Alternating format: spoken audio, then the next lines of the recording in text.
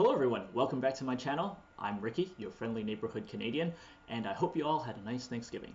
Today, I'd like to do two things. One, I'd like to showcase our Homebrew Secret Weapon Mythic deck in its newly updated version 2.0. And I'd also like to give everyone an update on what's going on with my channel. So, right off the bat, follow me on Twitch, follow me on Twitter. I'm on Twitter now. And if you're on YouTube, please like and or subscribe. So, jumping right into it. Secret Weapon 2.0. We've updated the deck list. Check the description below. And here is the showcase. But first, a recap. Last season, my friend took the deck list all the way up to Mythic with the numbers. He was numbered 1273. I'm pretty sure he got higher, but the last I checked with him, he was at Mythic number 1273. Very, very exciting. Unfortunately, myself, I only took the deck all the way up to a Plat 3. I feel like that with my video formats and only playing up to the 4 wins daily, it really slowed me down. I'm going to change the format this season, but more on that later. So my friend and I, we got a chance to sit down and talk about our respective climbs and how we felt the deck did in the current meta. So what's in the current meta? Rogues, Doom Foretold, Gruul Adventures, Mono Green. Saw a handful of Ujin ramps, saw a handful of red deck wins. Kroxa pops up once in a while, and I saw some very, very creative Sharknado Tempest decks, and of course some variants with Verion. So, with our Homebrew Secret Weapon deck, against Rogues, everyone hates them. They're super fast, they have super annoying creatures, and when our deck played against them, even if we managed to get some stable life gain going on, you know, resolve spells past their counter spells, we would still lose to mill. So, what can we do?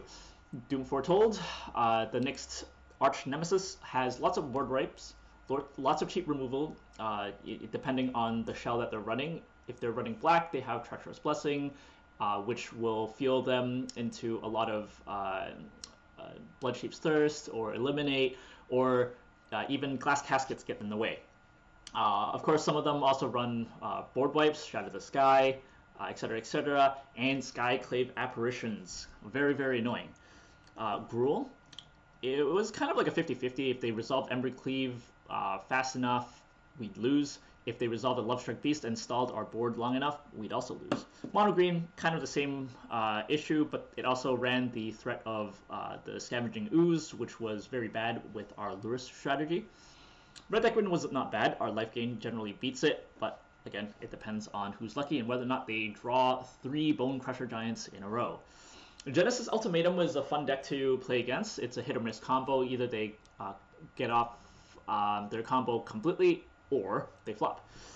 Kroxa, our deck, when we had stuff getting discarded, was kind of rough. The Mire Triton was very, very efficient in stalling the board until they got enough cards in their graveyard to resolve Kroxa, and most of the time we just ran out of gas to deal with everything they had to throw at us.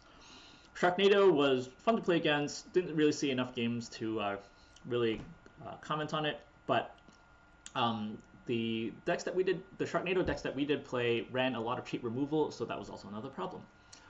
Overall, I feel like the meta currently runs a lot of cheap removal and or board wipes to deal with the rogues because of how efficient they are. So for example, black plays cheap removal, they have the Extinction Events. White has Glass Casket, Shatter the Sky. Red has Storm's Wrath. Blue has Brazen Borrower, which was particularly nasty when we had all of our tokens put on Luminarch Aspirant or our Maul of the Skyclaves equipped onto one creature. They would just bounce it and stall forever. Green was less of a threat, but they some of them did run Primal Might and ram through. So after discussing that, we thought, how do we improve this deck for the current meta? So now I present to you Secret Weapon 2.0. It is now a Lurrus, Hateful Eidolon, and Mire's Grasp Shell with our favorite secret weapon, Snapdax. So what we took out Speaker of the Heavens, Hushbringer, Gloombat, and Baneslayer Angel. And what we put in instead is Alseid of Life's Bounty, sorry if I'm butchering these names, Hateful Eidolon, I say Eidolon because, Edelweiss, so I feel like EID is spelled pronounced Aid, but I could be wrong. Correct me if I'm wrong. Mire's Grasp, like I mentioned, and of course Skyclave Apparition. We're gonna run this against our opponents because it is an extremely efficient card. We also reduced the number of Null Priests in our deck, and we have a very, very curious but fun 1 copy of Agadeem's Awakening and 1 copy of Demonic's Embrace. We've increased the number of Snapdax so we can cast our secret weapon as often as possible, and we have reduced our mana base to 24 lands. I just absolutely hated dealing with mana flood last season, so hopefully with 24 lands it will be less of an issue. And we don't have Baneslayer Angel anymore at our top end, so all we really are looking for is to resolve 1 or 2 copies of Snapdax to finish the game. And of course, Agadeem's Awakening is a flip land, so technically we have 24 and a half lands in this deck.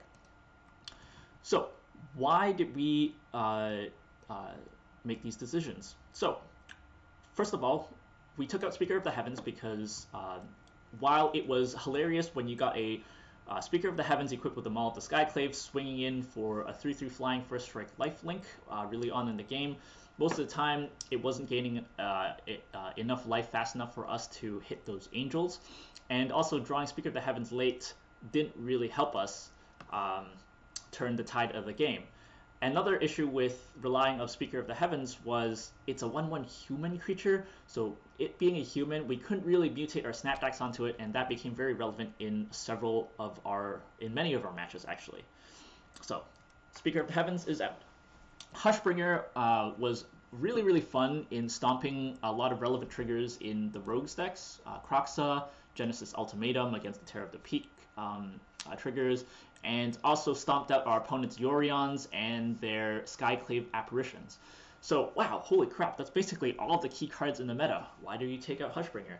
Well, Hushbringer stomped some of our own abilities. I had a couple matches where I made the mistake of trying to kick Null Priest with Hushbringer in play. So, I mean, that's pretty much a misplay. I could play around against that, so that's not the main issue.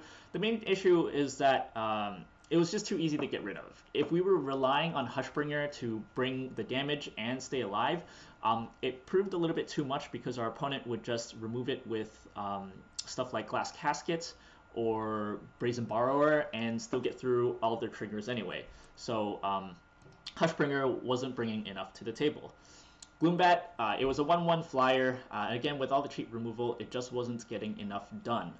Baneslayer Angel also got the axe, because as fun as it is resolving a 5/5 first strike flying lifelink angel, most of the time as soon as we cast it, they would instantly get killed with something that was much cheaper. So it was a bad mana trade, and it slowed down the deck a lot. So since we already have Lurrus and we want to deal with the rogues and a lot of the other cheap threats that is in the current meta, Mire's Grasp is extremely efficient in taking care of any of the landfall mammoths and the Wicked Wolves that are now very, very popular. And with Lurrus, Hateful Eidolon, Mire's Grasp, and Alseid, you know what the drill is. Everyone has seen the shell before.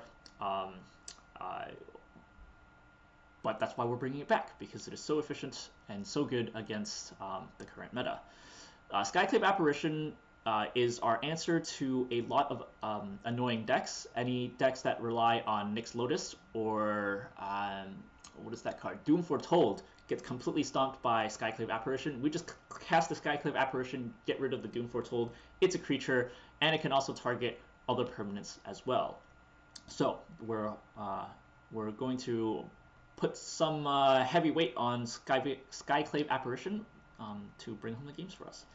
So to talk about the curious additions, Agadeem's Awakening, we're using this as a flip land. It is very expensive to resolve. It's triple black and X to cast, but with all of our creatures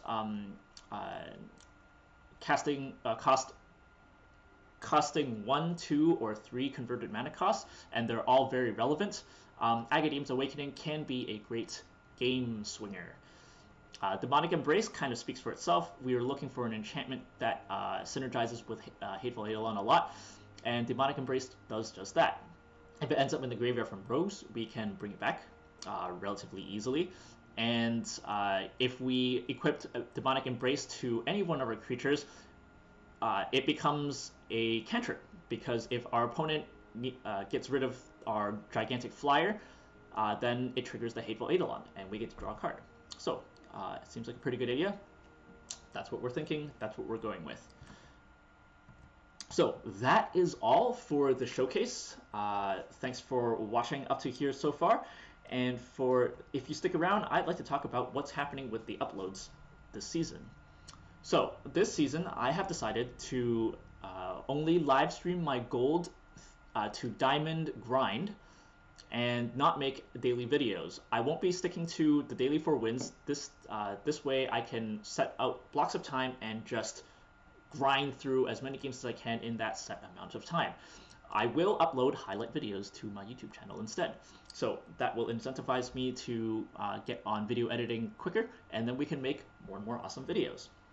Another reason I decided to do that was the 4-win daily really was just too slow. Uploading all of those videos every single day was very time consuming, and of course the whole point of the series is to make it to Mythic, so we should make that more of a priority. I did have a lot of great practice uploading all of those videos every single day, so thank you so much for sticking around and watching. I don't expect you guys to watch every single video, but if you watch at least 2 of my videos, thank you so much for your time. I hope you enjoyed it. Leave me a comment. If you have any suggestions on how I can improve, let me know. Another reason I decided to make this change is, most of you who play ranked end up in gold and platinum yourselves. Good job. So those games aren't particularly interesting to watch. So that's why I'm going to stick with highlight videos.